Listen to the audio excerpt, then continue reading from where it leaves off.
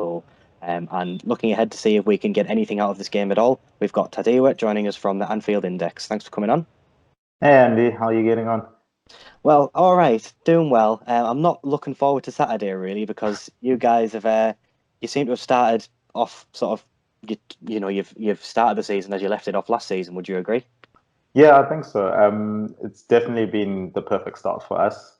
We know what we're up against this season in City, who is probably one of the best assembled squads in Premier League era. So we know we have to be damn near perfect, or like last season, you can lose it off 1 point. I think the start itself, it's been a good start, but there's still that nervousness, I think, with regards to how far our front three can go, considering how much football they've played over the past 2 years. I think if you look at Salah, for example, I think he's played every single month. He's played at least one game of competitive football since he came to Liverpool, and that's a lot of football. And you can see that they definitely revving the car really, really high. Yeah. So it's just hoping that the rotation maybe starts to get a bit better heading into this busy October November schedule coming up. Yeah, I think the way I kind of like to distinguish Man City and Liverpool is I think if I had to pick a team to win the league, I would pick Man City's team purely based on the squad depth. And I think the way they play football is more sustainable over a longer period of time. Whereas I think you look at Liverpool, if I had to pick a team to win me one game, I would always pick Liverpool because you seem to always turn up in the big games. I think the way Klopp sets his team out just to absolutely bombard a team seems to work. Even when you were, what, 4-0 down at Barcelona, it's like, I don't know how you managed to do it. And for a long time, Liverpool seemed to be an almost team where obviously there's a bit of a running joke with Liverpool where it'll be our year this year and then you never quite make it. And certainly in my lifetime, Liverpool have never quite reached the heights, save for, the Champions League under Rafa, God rest his soul. So what do you think's been the turning point for Liverpool to sort of be up there in the elite now? I think, as you said, with the cups, it's definitely is a strong suit of ours, and I think we've been set up as a cup team throughout Klopp's campaign. If you look early on, we got to, Carling Cup or Carabao Cup now, as it's called, final in his first season, as well as the Europa League final. Lost both of them, but we got to the finals of those matches. And if you look at Klopp's European record with Liverpool, I don't think he's lost a knockout two-leg tie with Liverpool. So it really is a team that favors cup runs. I think maybe because with the cups, teams are coming out to win, not necessarily trying to stop us from winning. Mhm. And that plays really well into our hands. We've seen it with, when Liverpool and City play. When teams come to attack us, then that probably suits us the best stylistically.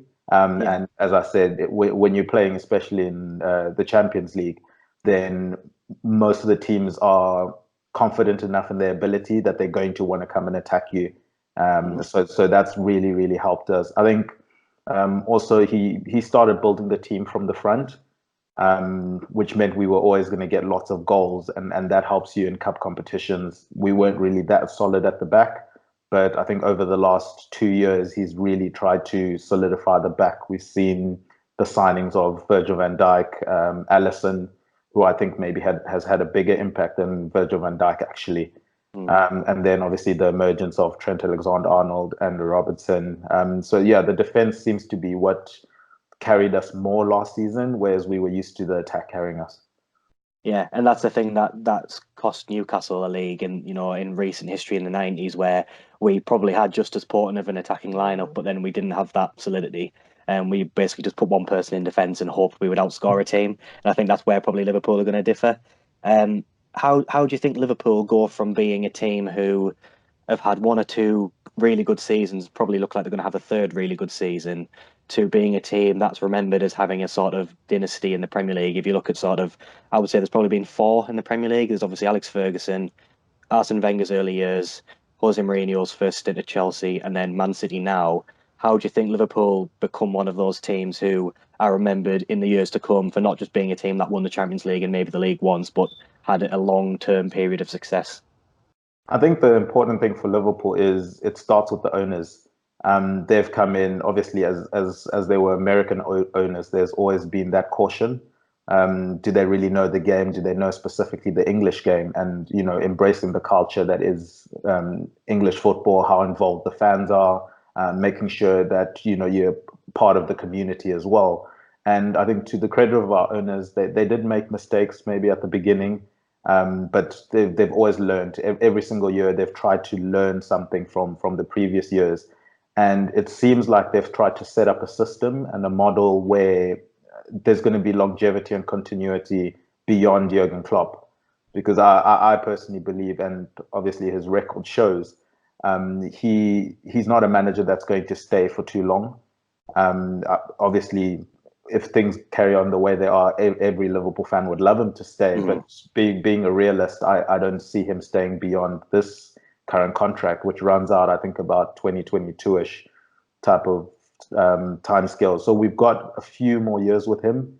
And then it's really been making sure that the infrastructure of the club can sustain when he departs and moving forward. You look at, the director of football in Michael Edwards, who has done a phenomenal job in, making sure we've got one of the most formidable recruiting systems in world football. They've brought, the stats from America, which maybe isn't as popular here in English football, but it seems to be. I think it's taken on a bit now, though, isn't it? The kind of like expected goals and expected assists and everything. It seems to kind of kick on now, and I think people are starting to look at it that way. Yeah, it's starting to creep in, and I think as with any sport, you do still need the human eye, but it's always good to just have the stats to back up what you're trying to do. And if you look, Jurgen Klopp was the perfect manager for that, because he won't necessarily say like a Jose Mourinho, go and get me Harry Maguire. He'll say, I need a defender that does A, B, and C. And then the scouts can go and bring up a list of potential players. Then you can then pick from there.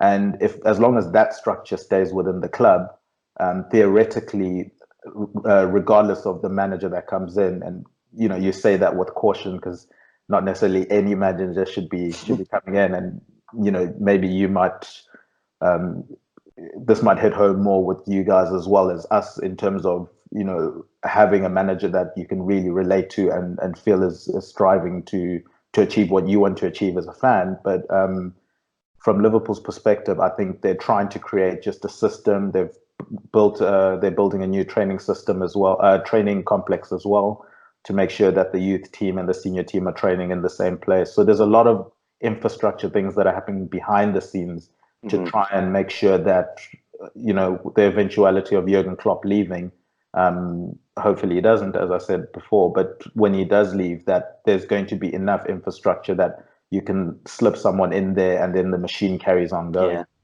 Yeah, I wouldn't want Klopp to leave either, to be fair, because I think he's great for the Premier League. But it's interesting you say that, because I don't think that comes across from the outside. What's going on behind the scenes? Obviously, the big transfer fees always take the headlines with Liverpool, and they do come across as a team who have splashed a lot of cash. But I think it's good to see that there has been that investment in the background, because I mean, I'm not going to dwell on Mike Ashley, but we've just never had that for for God knows how long. So yeah, I think that's good to hear from Liverpool's point of view. We obviously talked about how great things are at Liverpool. If there is a weakness in this team for Newcastle to try and exploit, where do you think it is? I think with how high our fullbacks play, in terms of from a creative standpoint, a lot of our creativity comes from our fullbacks. It doesn't necessarily come from the midfield. It's sort of just a workman's midfield. And then they just carry the water for the rest of the team, and they do their jobs really well. But the creativity comes from our fullbacks, and with that, it means our fullbacks really have to press high up the pitch. For example, if you look, especially with Trent Alexander-Arnold, his heat map is similar to the positions Kevin De Bruyne likes to pick up. And you're thinking, you're a joke, right isn't back. it? You're a right back, mate. That's not where you should be on the pitch, but it shows how important he is to our team. So if any team, coming up against Liverpool, if you can then look to hit the balls into those channels that have been inevitably left by our fullbacks, you can then, try and find a lot of success there. I think, especially with looking at Newcastle, the key is going to be how close Almiron and perhaps if it's Atsu, I think Yeah, it will be Atsu, yeah. yeah, because I saw he was not going to be fit for this game, who's an exciting prospect. So I think Atsu and Almiron have to really try and stay as close to your striker as possible. If he's isolated, he definitely doesn't want to go down Van Dijk's side because that's a recipe for disaster. But then, no one succeeded in getting past him, have they? So it's pointless trying. yeah. Yeah. But equally on the other side, the centre backs have stepped up, and Joel Matip, who I think he's been the unsung hero for a lot of Liverpool fans this season. So if he gets a start, he's equally as comfortable taking care of any style of attacking player. So it's just about getting the balls into those channels, but getting players in and around that attacker as quickly as possible. Yeah, I completely agree with you. I mean, we went to Spurs a couple of weeks ago and miraculously got a win there. And the main reason for that really was Joelinton would just bullied their two centre backs. Every time he had the ball, he seemed to just have acres of space to hold it up, lay it off, and that's how we managed to generate the attacks. And I think one criticism I've seen this season of our team is that we don't seem to have Almiron and Atsu and Almiron and Saint Maximin when he was playing. They do go quite central and don't go wide enough. And I think we've all agreed now that Almiron's best position is out on the wing because he's just lightning and he needs to be able to do that. And if there is space, as you say, behind Alexander-Arnold and Robertson, I think if Steve Bruce is smart about it, he would ask Almiron just to hang out on the wing.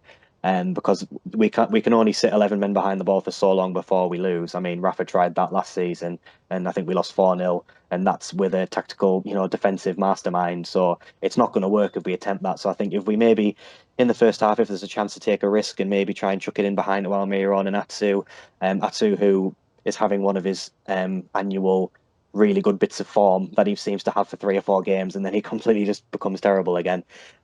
So yeah, I think out wide we might have a bit of luck, and I think all we need to do is create one chance, because Joelinton has looked really sharp, and I assume Allison isn't back for this game either. No, no, he's not. I think he's still going to be quite a while. He's Uh, just started light training. So yeah, I think maybe October time. So, as I say, so any decent shot should beat Adrian. So there should be no sort of world class saves. So I think if we can create one chance down the wing, get it crossed in, and somehow manage to beat Van Dijk to a header, then we might get something. So aside from the actual game itself, how do you think Newcastle have done so far this season? We've had a bit of a topsy turvy start.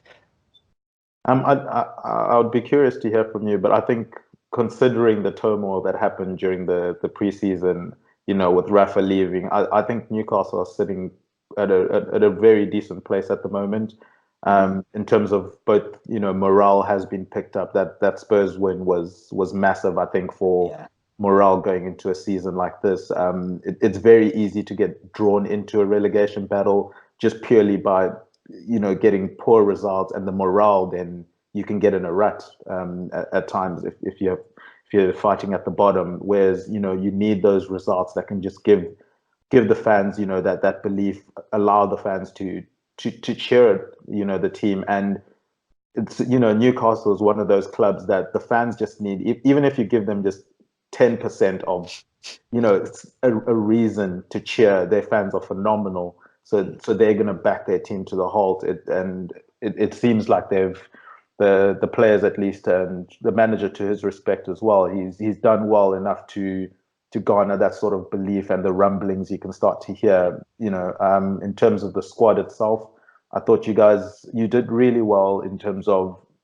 I can see you guys are maybe taking a different approach in signing a lot of the younger players and maybe going a bit more youth heavy.